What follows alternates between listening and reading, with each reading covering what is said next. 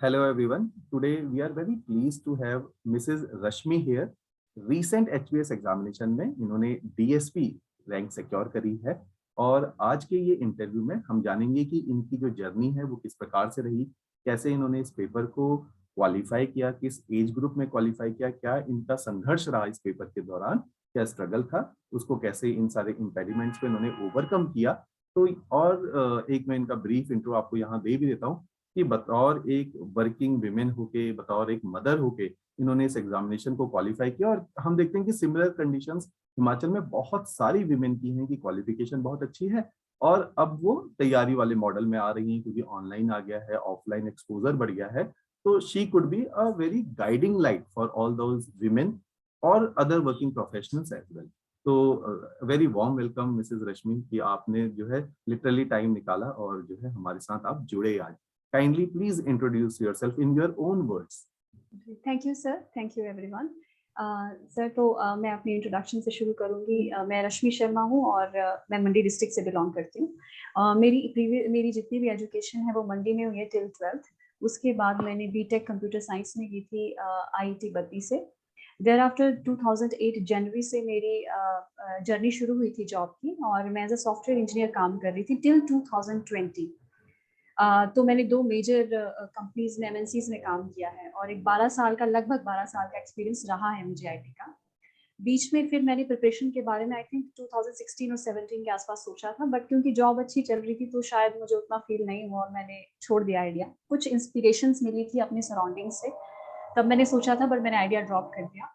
लेकिन dedicatedly study मैंने start की जब मैं 32 की थी। तो 32 में मैंने डिसाइड किया था कि 35 तक मेरे पास 3 चांसेस हैं और मुझे ये चांस लेना चाहिए, क्योंकि अगर मैं एक गोल ओरिएंटेड स्टडी करूंगी तो ठीक है, मैं जॉब में कम से कम एक रिजल्ट देख सकती हूँ, कुछ पॉजिटिव रिजल्ट आएगा। तो 32 से फिर 35 तक मेरी ये रही और मैंने 35 में एग्जैक्टली एग्जाम लिखा और फर्स्ट मेंस रहा, फर्स्ट इंटरव्यू रही और इस बार फिर रिजल्ट भी पॉजिटिव ही आया। तो राइट ये राइट। सारी स्टडी रही, ये सारा नहीं जर्नी था। नहीं, काफी काफी जो है आपका जो स्मूथ लास्ट वाला एटलीस्ट जो स्टेज था वो स्मूथ रहा है ना, अदरवाइज तो काफी चैलेंजेस आपने फेस किए। तो अच्छा, एक जो है बीइंग अ वर्किंग वुमेन जो रही, आप मदर भी रही है ना, तो इस दौरान आपने तैयारी को कंटिन्यू किया। तो किस तरह के चैलेंजेस आपने फेस करे और वैसे ही सिमिलर चैलेंजेस बाकी लोग भी फेस करते हैं, किस तरह के चैलेंजेस फेस किए और कैसे पूरी जर्नी में आप अपने को मोटिवेटेड रखती रही, इसके ऊपर प्लीज कुछ बताइए। जी, तो सबसे पहली चीज मैं यहाँ से शुरू करूंगी कि जो डिसीजन था ये एग्जाम लिखने का, वो मेरा अपना था।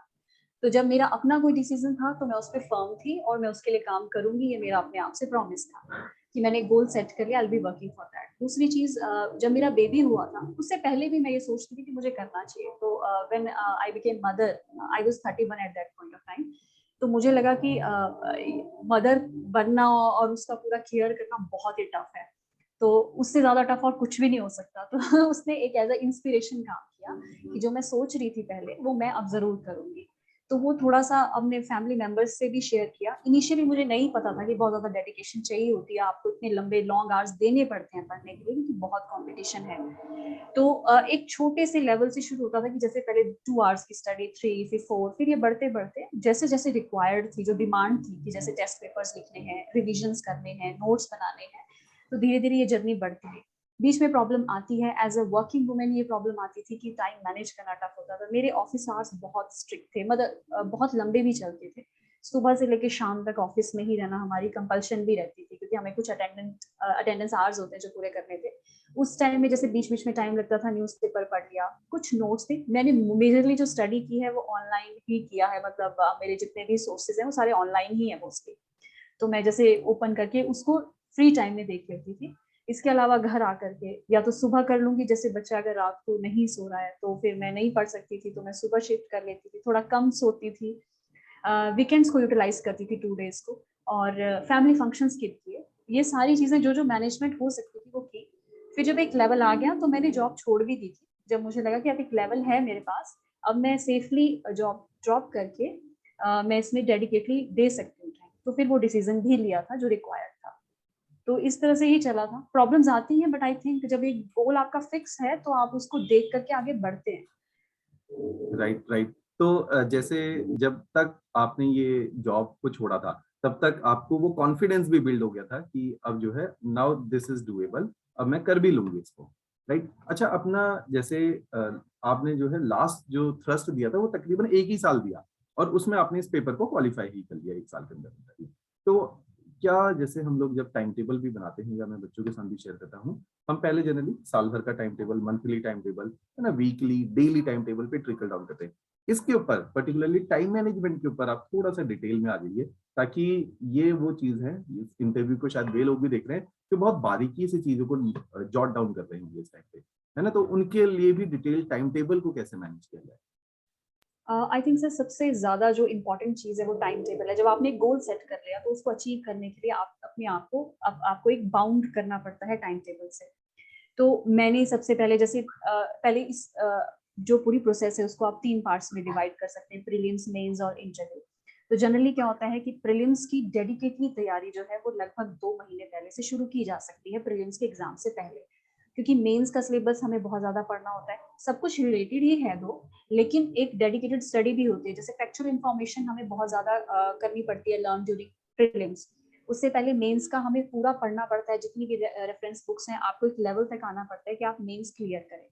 तो इस तरीके से जब मैंने स्टडी शुरू की थी, 1 साल मुझे लगा इसको एग्जाम को क्लियर करने के लिए, लेकिन उससे पहले जो 2 साल मैंने स्टडी की थी डेडिकेटली, बहुत ज्यादा की थी। तो उसमें पूरा एक फोकस रखा था एरियाज पे, सारे सब्जेक्ट्स को डिवाइड किया था उनको, जैसे मंथली प्लान बनाया अपना मैंने, 15 डेज का प्लान रहता था, हर एक डे का प्लान रहता था। मैं बहुत स्ट्रिक्ट थी टाइम टेबल के लिए कि अगर आज 7 आवर्स पढ़ना है तो आज 7 आवर्स ही रहेंगे। और जब भी कभी कम टाइम होता था, क्योंकि प्रॉब्लम्स आती हैं, कभी नहीं भी होता, लेकिन मैं कभी भी आउट ऑफ टच नहीं रही हूँ। मुझे था कि अब क्योंकि गोल सेट किया है और मेरे ऊपर तो था तलवार की मुझे 35 तक ही कर फिर पाऊंगी, इससे एज ज्यादा का टाइम था। किया। Right, exactly. तो सारा टाइम टेबल डिवाइडेड था। मैंने एक्सेल शीट्स बना रखी है, मेरे पास 3 साल की एक्सेल शीट है जिसके अंदर सारा टाइम टेबल है। और उसमें पूरा है कि किस सब्जेक्ट को कितना टाइम देना है। जो सब्जेक्ट ज्यादा इंपॉर्टेंट लगते थे, जिसके क्वेश्चन ज्यादा पूछे जाते थे, उसको मैंने ज्यादा टाइम दिया। जैसे जैसे यहाँ पे थोड़ा सा ब्रीफ भी कर दीजिए, कई बार क्यों मैं ये आपसे बारीकियां पूछ रहा हूँ, जी क्योंकि जी आपने ना बहुत कम समय होते हुए इस पेपर को क्वालिफाई किया है। हम जनरली इस अप्रोच को प्रमोट करते हैं। इसमें क्या होता है, जब हमने इस अप्रोच को फॉलो किया, क्योंकि आप एक पर्टिकुलर एमएनसी कल्चर को फॉलो कर रही है, जहाँ पे आपने बताया कि मैं एक एक्सेल शीट मेंटेन रखना चाह रही हूँ, क्योंकि चीजें बहुत ज्यादा प्लान्ड वे में की जाती हैं मल्टीनेशनल कंपनीज में, जो शायद आपकी तैयारी का एक हिस्सा भी रही है। तो इससे क्या होता है, आप एफिशिएंसी की तरफ भी जा रहे होते हैं, आप अपने टाइम को बेहतर ढंग से मैनेज करते हैं। तो इसके ऊपर डिटेल में बता दीजिए, क्योंकि जब बच्चा पढ़ना शुरू करता है उनकी ओरिएंटेशन क्या होती है कि हमें मेजर जो प्रीलिम्स के सब्जेक्ट हैं, हिस्ट्री, ज्योग्राफी, पॉलिटी, इकोनॉमी, हमारी सारी प्रिपरेशन उसके अराउंड ही घूमती रहती है। हम ये नहीं देखते कि मेंस में जो है बाकी कुछ अन्य सब्जेक्ट हैं, वो छोटे हैं लेकिन वेटेज बहुत ज्यादा है। उसको डिटेल में प्लीज आप यहाँ बता दीजिए। तो सर सबसे पहले आई थिंक तैयारी शुरू करने से पहले एक चीज जो सबसे इंपॉर्टेंट होती है वो मिस करते हैं, होती है गाइडेंस। सबसे पहले आपको गाइडेंस की बहुत ज्यादा जरूरत है। सब्जेक्ट्स के लिए स्पेसिफिक बुक्स हैं, आपको इंटरनेट पे बहुत सारे वीडियोस मिल जाते हैं, बुक्स के रेफरेंस मिल जाते हैं, और आप उसको डायरेक्टली पिक करके पढ़ना शुरू कर देते हैं। हम्म। बट ये राइट अप्रोच नहीं है, क्योंकि आप बहुत सारी अननेसेसरी चीजें भी पढ़ लेते हैं, तो वो आपका टाइम वेस्ट ज्यादा करता है। तो सबसे पहले गाइडेंस एक बहुत इंपॉर्टेंट पार्ट है। आप किसी प्रीवियस ईयर टॉपर से बात कर सकते हैं, कोई कजन है जिसने क्लियर किया है, कोई फ्रेंड है, या कोचिंग इंस्टीट्यूट्स हैं जिसमें कोई टीचर्स हैं, तो आप उनसे पर्सनली कनेक्ट करें और गाइडेंस लें कि मुझे क्या करना चाहिए। उसके हिसाब से आप अपना पूरा एक प्लान बना सकते हैं कि जैसे कुछ सब्जेक्ट्स होते हैं जो ईजी नहीं होते अंडरस्टैंड करना, कुछ होते हैं जो आपको सिर्फ पढ़ने होते हैं और सिर्फ उसको रटना ही होता है। जैसे हिस्ट्री है तो इस इवेंट्स को तो आपको रटना ही पड़ेगा। इस तरीके से आप उनको डिवाइड कर सकते हैं किसमें ज्यादा टाइम लग रहा है। साथ साथ में आप एमसीक्यू सॉल्व करते चले, प्रीवियस ईयर क्वेश्चन पेपर्स को जरूर रेफर करें। आपको इनिशियली समझ नहीं आएंगे क्योंकि जब तक आपने सिलेबस पूरा नहीं पढ़ा है, लेकिन अगर आप बार बार उसको पढ़ते रहेंगे तो जब भी वो चीजें चैप्टर्स आपके सामने आएंगे आपको याद आ जाएगा कि ये वो चीज है। सारे चैप्टर्स, सारे बुक्स नहीं पढ़नी होती है। अगर आपके पास, मैं अभी जिस स्टेज में हूँ तो मैं ये बोलूंगी कि अगर आपके पास कोचिंग इंस्टीट्यूट्स के या ऑनलाइन भी बहुत सारे सोर्सेज हैं जहाँ से फ्री नोट्स भी मिल जाते हैं, अगर वो मिल रहे हैं तो उनको रेफर करो। अगर आपको वो सब्जेक्ट समझ आता है, जैसे कुछ सब्जेक्ट्स जैसे एनवायरमेंट हो गया, हिस्ट्री हो गया, ज्योग्राफी हो गया, उसमें कुछ बेसिक चीजें ही पढ़नी है, मतलब वो कुछ फैक्ट्स आते हैं तो वही आपको याद करने हैं, तो उसके लिए आप लिमिटेड इन्फॉर्मेशन को गैदर करो। कुछ सब्जेक्ट्स होते हैं शायद आपको रेफर करना पड़ेगा एनसीईआरटीज को। चलो एनसीईआरटीज पे बेस है, वो आपको इजीली बता देंगे कि पूरा किस चीज के बारे में बात हो रही है। तो ये कुछ चीजें हैं जो थोड़ा सा इंपॉर्टेंस देनी पड़ती है।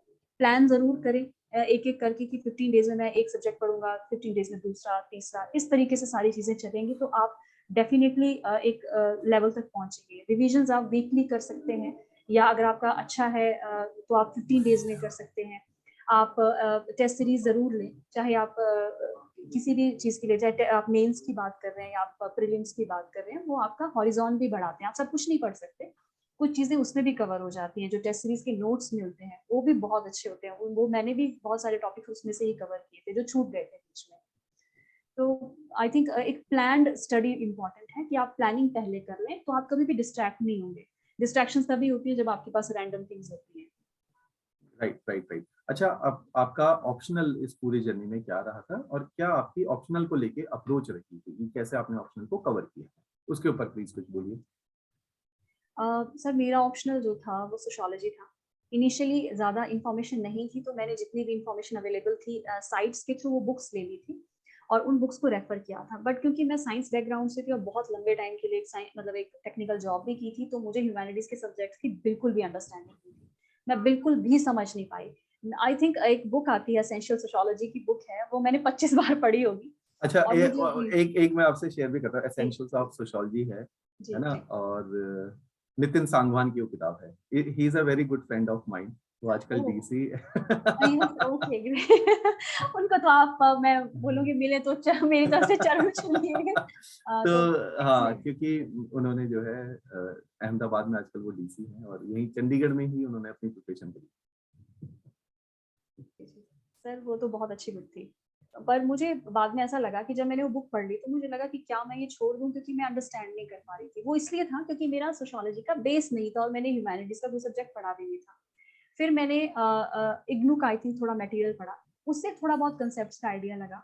फिर कुछ सोर्सेज थे जैसे नियोस के ओपन जो लर्निंग सोर्सेज होते हैं वो मैंने देखे, हम्म कुछ पुराने यूपीएससी के टॉपर्स के नोट्स देखे। जब उनसे मैंने एक पूरा बहुत ज्यादा स्टडी की थी सोशियोलॉजी की, फिर एक लेवल बना अंडरस्टैंडिंग का। फिर मेरे को ऐसा लगा कि अब नोट्स बनाने की जरूरत नहीं है, तो मैंने नितिन सांगवान की जो बुक थी, एसेंशियल सोशियोलॉजी की जो बुक थी, वही मैंने फिर उसके लिए पढ़ी है। जो पेपर 1 था, पेपर 2 था।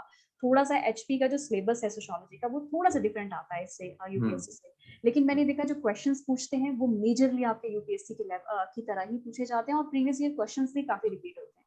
हम्म तो मैंने इसको ही एज अ नोट्स की तरह उस बुक को, वो बुक तो पूरी तरह से कवर्ड है बिल्कुल, hmm line to line everything hmm was covered. Hmm तो आई थिंक इसमें ये था कि बहुत सारी मोटी बुक्स पढ़ने की जरूरत नहीं है, आप एक अंडरस्टैंडिंग बनाएं। जैसे बहुत सारे फ्री चैनल्स हैं जो सोशियोलॉजी पे पढ़ाते हैं, या अगर आप कोचिंग ले डिस्कस सकती है। डिस्कस डिस्कस कर सकते हैं यहाँ पे, ताकि बच्चों को भी जी वो पता चल पाए।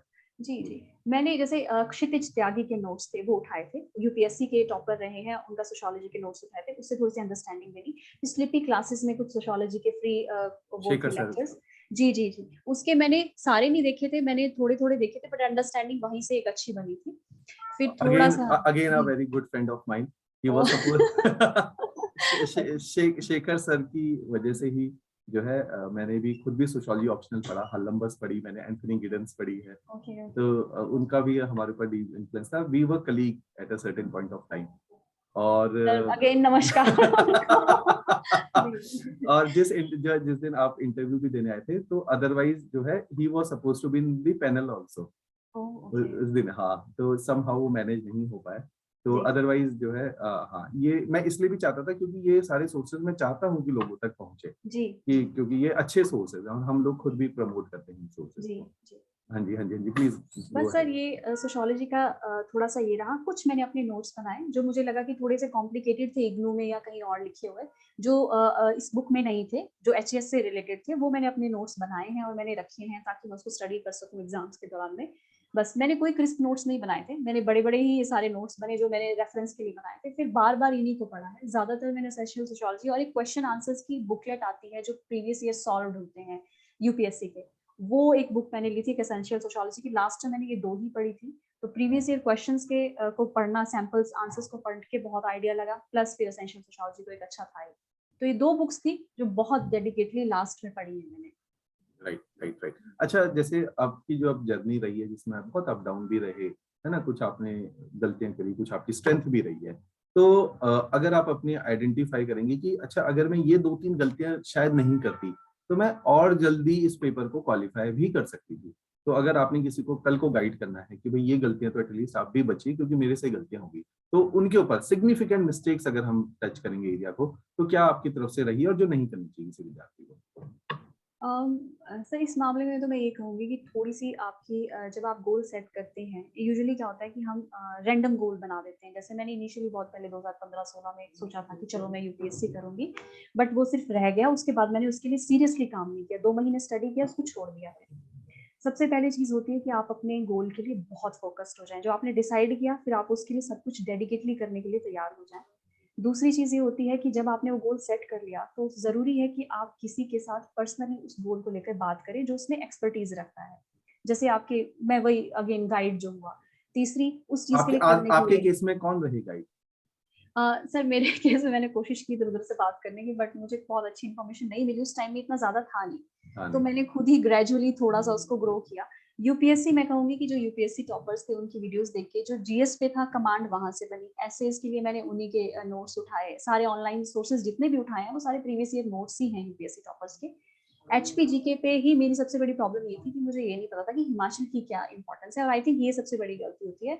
एचएएस के एग्जाम में हिमाचल को बहुत डेडिकेटली प्रिपेयर करना पड़ता है। आप कोई भी प्रीलिम्स क्लियर करना चाहते हैं तो एचएएस में आप एचपी कोई भी है, जैसे क्लैरिकल का है या एलाइड का है, तो आप सबसे पहले एचपी जीके को स्ट्रॉन्ग करें। उसके लिए बुक्स आती हैं, उसको इतना ज़्यादा पढ़ें कि कोई ऐसा क्वेश्चन ना हो जो आप सॉल्व ना कर पाएँ। उसमें पहले तो मेरा शायद 25 या 30 क्वेश्चन आते हैं, उसमें से मेरे 4 या 5 ही सॉल्व होते थे। एंड में जो मैंने इस बार प्रीलिम्स दिया था, उसमें मेरे ख्याल से 25 में से मेरे 23 करेक्ट थे। तो अच्छा, वो ये तो बहुत अच्छा एक्यूरेसी नंबर है, बहुत हाई नंबर है। जी, उसके लिए बहुत मेहनत करी है। हुँ, तो रिविजन्स थोड़ा-सा ज़्यादा करें। प्रीवियस ईयर क्वेश्चन पेपर को बहुत डेडिकेटली स्टडी करें कि कौन-कौन से टॉपिक्स पूछे जाते हैं। और आई थिंक मैं मुझसे ज़्यादा इन्फॉर्मेशन शायद कोचिंग वालों के पास होती है। जैसे आप बहुत सालों से पढ़ा रहे होंगे, तो आपके पास ज़्यादा इन्फॉर्मेशन है कि एग्ज़ाम कैसे क्लियर कर सकते हैं। तो अगर आप कोचिंग लेने जाते हैं, तो आप अपने टीचर से ज़रूर बैठ के बात करें कि क्या अप्रोच रहे, कि क्या-क्या मैं चीज़ें कवर करूँ। आई थिंक क्लासेस अटेंड करने से ज़्यादा इम्पोर्टेंट है कि आप हुँ, देखें कि उसके लिए क्या अप्रोच है सॉल्व करने की या राइट। कैसे करना है। जी, सो हुँ। आई थिंक ये दैट्स द थिंग। अच्छा, अब इस पूरे प्रोसेस को जब हम देखते हैं, हम ना बड़ा कंपार्टमेंटलाइज़ कर देते हैं। बच्चे या तो प्रीलिम्स की तैयारी करते हैं, फिर एक दिन जागते हैं, फिर मेंस को तैयार करते हैं, फिर एक दिन इंटरव्यू को करते हैं। लेकिन अगर हम इसको कंसोलिडेटेड प्रिपरेशन में देखें, भई प्रीलिम्स से इंटरव्यू तक एक different traits of personality required है ना? आपने प्रीलिम्स और मेंस को टच किया कि आपने क्या करना है। इंटरव्यू को लेके आपके क्या एक्सपीरियंसेस हैं कि एक जैसे अब आप उस शायद एज ग्रुप में हैं, आप सामने वाले के माइंड को साइकोलॉजिकली भी रीड कर सकते हैं कि वो एक कैंडिडेट में क्या ढूंढ रहे हैं। तो उसके ऊपर हमें पर्सनैलिटी के किन ट्रेड्स को फ्रॉम द डे फर्स्ट, जब हम इस प्रिपरेशन में घुस गए, तो हमें फ्रॉम द डे फर्स्ट किन ट्रेड्स को अपने अंदर कल्टीवेट भी कर लेना चाहिए, ताकि एक साल बाद जब हम इंटरव्यू में बैठे तो हम केवल एक एकेडमिक लेके ही नहीं आ रहे, हम अपनी एक पर्सनैलिटी भी लेकर आ रहे हैं। तो उसके ऊपर प्लीज कुछ बोलिए। सर जो हमारी मेंस की स्टडी होती है, जो स्पेसिफिकली मैं मेंस की बात करूँगी, जिसमें हम काफ़ी सारे इश्यूज़ को पढ़ते हैं, तो वो आपको एक बैलेंस्ड व्यू देते हैं और सिखाते हैं कि आपने बैलेंस्ड व्यू लिखना है और देखना भी है उसी तरीके से। हम्म, यहीं से आपकी पर्सनैलिटी डेवलप ऐसे हो जाती है कि आप जब भी किसी से बात करेंगे, तो आप दोनों साइड्स की बात करेंगे। जैसे कुछ अगर हम आम जनता से बात करें या बाहर जाएँ, तो आप देखेंगे लोग गवर्नमेंट की चीज़ों को क्रिटिसाइज़ करते हैं या कोई गवर्नमेंट का बहुत ज़्यादा फेवर करता है। तो शायद आप ऐसी बात कभी भी नहीं करेंगे जब आप एक बार इसके प्रोसेस के थ्रू गुजर जाते हैं। आपको आइडिया लग जाता है कि हर चीज़ की लिमिटेशंस है और हर चीज़ के कुछ बेनिफिट्स भी होते हैं। ये एटीट्यूड आपका वहाँ से डेवलप हो जाता है। जब ये एटीट्यूड डेवलप हो जाएगा, जब आप लिखने में बहुत अच्छा करेंगे, तो आपको पता चल जाना चाहिए कि आपका एक एटीट्यूड डेवलप हो गया है और आप शायद इंटरव्यू में बैठ सकते हैं, जिसमें आपको डर नहीं होगा। हालाँकि कुछ चीज़ें जैसे कुछ एज के साथ मैच्योरिटी आती है, कुछ लोग वैसे भी मैच्योर होते हैं। तो कुछ आई थिंक आप स्टडी कर सकते हैं, अच्छी वीडियोज़ देख सकते हैं। प्लस जो एग्जैक्ट आपकी अगर आपने प्रिपरेशन करनी है, तो आपको मॉक इंटरव्यूज बहुत हेल्प करती हैं। वो आपको बिल्कुल क्योंकि आपसे बिल्कुल आप को कहते हैं कि आप बिल्कुल सोचो अपने बारे में कि आपने क्या क्या किया है आज तक, पूरा एक डिटेल में बारीक, जैसे मैं आपके साथ बैठी तो आपने बिल्कुल बारीकियों पे ध्यान दिया था। अच्छा, आप ऐसे किया था तो इसका मतलब ये है वो है, क्योंकि आपसे ज्यादा शायद जो टीचर्स हैं या गाइड है आपका, वो समझेगा कि इस चीज में आप क्या लिख सकते हैं, क्योंकि आपके अंदर क्या क्वालिटीज हैं। हम्म, तो मॉक इंटरव्यूज में आपको बहुत एक अच्छा एनवायरनमेंट मिल जाता है, जिसमें लोगों से आपको फीडबैक मिलती है, उस पे आपको काम करना चाहिए। हम्म, आप घर वालों के साथ बात करना, मैं ज़्यादा वो नहीं कंफर्टेबल नहीं हूँ, क्योंकि घर वाले मुझे बहुत क्रिटिसाइज़ करते हैं तो मैंने उनके साथ कोई डिस्कशन नहीं की थी। इसीलिए मैं भी मॉक इंटरव्यूज़ में आई थी और मैंने काफ़ी दिए थे। मुझे पॉजिटिव रिस्पॉन्स मिला था, कुछ मुझे फीडबैक्स मिली थी जिस पे मैंने फिर काम भी किया था, और फाइनली जिस दिन था इंटरव्यू, उस दिन बहुत अच्छा गया था। उस दिन बहुत पॉजिटिव गया था, कोई नर्वसनेस नहीं थी, बहुत अच्छे से आंसर्स दिए थे। बाकी अभी नंबर नहीं आए तो आई एम नॉट श्योर कितना अच्छा होगा, बट मैं I was comfortable and I think I guess जैसे हमने दो मॉक सेशन आपके साथ किए, लेकिन आप डे वन से ही कंफर्टेबल और कॉन्फिडेंट थे कि जैसे जब हमने इंटरव्यू भी किया था तो मैंने आपको बोला भी था कि आप जो है परफेक्ट अब पहुंच चुके हो, अब और कुछ और आपके साथ जो है इम्प्रूवमेंट का स्कोप हमें दिखता ही नहीं था कि जो है आप ऑलरेडी बिल्कुल परफेक्ट आए थे, है ना। और फिर जो है आपने जो प्लस माइनस थोड़ा बहुत भी ऐड ऑन करना था, फिर आपने ऐड ऑन किया, तो we were very confident for you कि आप इंटरव्यू में जाओगे तो you are going to crack it. ये तो हमने शायद पहले भी इस चीज के ऊपर डिस्कस किया था, है ना। अच्छा अच्छा, अगर आप अपनी पर्सनैलिटी के, है ना, 5 की स्ट्रेंथ को आइडेंटिफाई करें, भाई ये की स्ट्रेंथ थी जिसने मेरी इस जर्नी में मेरी हेल्प करी और मेरे इस एग्जाम को बिल्कुल फर्स्ट स्टेज के अंदर ही, है ना, एक अटेम्प्ट के अंदर ही इतना क्लीन ढंग से जो है क्लियर करवा लिया, तो वो 5 स्ट्रेंथ अगर हम आइडेंटिफाई तो क्या हो सकती है? सर आई थिंक सबसे पहला ये था कि ये मेरा अपना डिसीजन था और ये बहुत बड़ा डिसीजन था जो मैंने लिया था अपनी एक लाइफ चेंजिंग डिसीजन ही था। राइट राइट, क्योंकि मेरी लाइफ बिल्कुल, एक जॉब जो आज तक बनी है वो बिल्कुल चेंज होने वाली थी। दूसरा था कि मुझे कॉन्फिडेंस भी था कि मैं कर लूंगी, और ये कॉन्फिडेंस था पहले से ही। हालांकि मैंने ऐसा लाइफ में कोई बहुत बड़ी चीज की नहीं थी इससे पहले ये पहली थी जो करने वाली नहीं, और सबसे इम्पोर्टेंट पार्ट है जो शायद आपको पैशनेट भी रखता है, अगर कॉन्फिडेंस नहीं होगा तो आप कभी भी उतना ज्यादा एफर्ट भी नहीं मारते। राइट राइट राइट, है ना। और जी जी जी, ये फोकस था, जो फोकस था जिसकी वजह से मैं पैशनेट बहुत ज्यादा थी। मैं हर वक्त इसी के बारे में सोचती थी, मैं जहां मर्जी चली जाऊं। बहुत गिल्ट फील होता था अगर मैं किसी फंक्शन में जाती थी या मार्केट में जाती थी। 3 4 5 साल मैंने शॉपिंग नहीं की है और बाहर भी नहीं गई हूँ। यस, मतलब अपने हस्बैंड और मेरा बच्चा अकेले दादा दादी के साथ जाते थे, मैं कभी भी ज्वाइन नहीं करती थी। तो वो डेडिकेशन बहुत ज्यादा रही है इसके लिए। फिफ्थ था कि हार्ड वर्क से डर डर नहीं लगा था, क्योंकि मुझे था कि वो हम खैर जॉब में आके ही हमने हार्ड वर्क काफी किया है, वो सीख लिया था कि अगर कोई चीज आपने करनी है कंप्लीट तो आपको हार्ड वर्क तब नहीं लगता कि जब आप अपने मन से करते हैं तो वो हार्ड वर्क नहीं रह जाता, थोड़ा सा ज्यादा टाइम देना पड़ता है, बट आई थिंक अगर हो जाता है तो यू एंड में तो आपके लिए बहुत अच्छे रिजल्ट्स आते हैं। तो आई थिंक ये 4 5 चीजें हैं जो थी आपके अंदर, along with your time management. Right definitely. अच्छा, लास्ट पीस ऑफ एडवाइस अगर आप किसी को एडवाइस करेंगे तो, है ना, हमें अगर उसको संक्षेप में बताना है तो क्या आप लास्ट पीस ऑफ एडवाइस अपनी जैसी उन विमेन्स को जो तैयारी कर रही हैं, है ना, और जो वर्किंग लोग हैं उन लोगों को, जो नए बच्चे भी हैं उन लोगों को, क्या आप पीस ऑफ एडवाइस थ्रो करेंगे? पहले तो आपने कोई ऑब्स्टेकल, कोई हर्डल, कोई भी ऐसे माइंड में नहीं रखना है कि कौन कर सकता है और कौन नहीं। सब कर सकते हैं। डेडिकेशन बहुत ज्यादा जरूरी है। पहले एक टाइम लिमिट आप सेट करें कि मुझे 3 या 4 साल का समय ही लेना है इसको करने में। इसको लाइफ लॉन्ग मत चलाइए प्लीज, क्योंकि आपकी लाइफ बहुत इंपॉर्टेंट है, बहुत प्रोडक्टिव एज होती है। मैं ये मानती हूँ कि 15 से लेकर के 50 भी ले जाऊंगा अगर, तो 15 से 45 या 50 की एज बहुत प्रोडक्टिव होती है, जिसमें आप बहुत काम कर सकते हैं। तो आप एक गोल सेट कर लीजिए कि मुझे 3 या 4 साल में चीज करनी है। उसके लिए फिर डेडिकेटली 2 से 3 साल काम करिए, क्योंकि इसमें टाइम लगता है, ये बहुत जल्दी नहीं होता है। बहुत सारा सिलेबस है, आपको याद करना है, 1000 चीजें और करनी है। तो एक टाइम पूरा सेट करिए, गोल सेट करिए, जो करना पड़े, या मतलब जैसे गाइडेंस लेनी है।